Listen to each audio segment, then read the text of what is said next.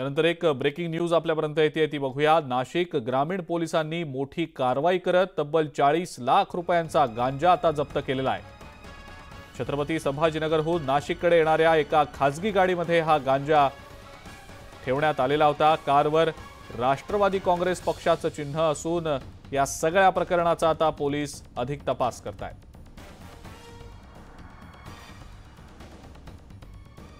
Breaking news आताची आपण पाहतो आहोत।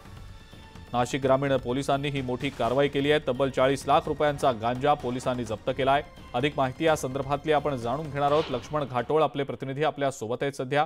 लक्ष्मण, तब्बल 40 लाखांचा गांजा ग्रामीण पोलिसांनी जप्त केल्याची माहिती मिळतेय, काय नेमकी याबद्दलची अपडेट? नाशिक ग्रामीण पोलीस दलाचे अधीक्षक शहाजी उमाप यांच्या पथकाने ही मोठी कारवाई केलेली आहे।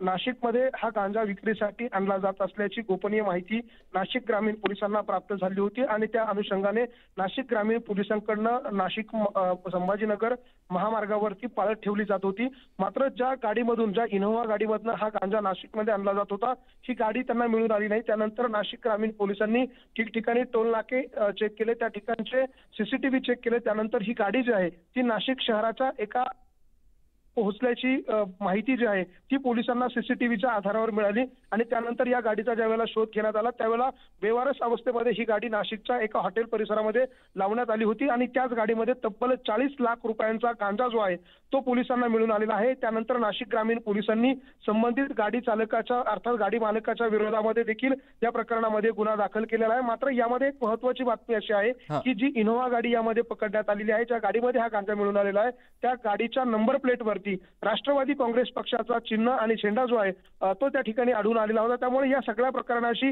काही राजकीय धागेदोरे आहेत का याचा देखील पोलिसांकडून तपास केला जातो। MH12 पासिंगची ही गाडी आहे, 7070 नंबर असा VIP नंबर या इनोव्हा कारला आहे। त्यामुळे या गाडीचा मालक नेमका कोण आहे आणि त्याचा संबंध नेमका या सगळ्या प्रकरणाशी काय आहे हे आता पोलीस तपासात समोर येईल। मात्र पोलिसांनी या गाडी मालकाच्या विरोधामध्ये देखील या सगळ्या गांजा तस्करी प्रकरणी गुन्हा दाखल केलेला आहे। बरं लक्ष्मण, धन्यवाद सविस्तर माहिती आपण दिलीत त्याबद्दल।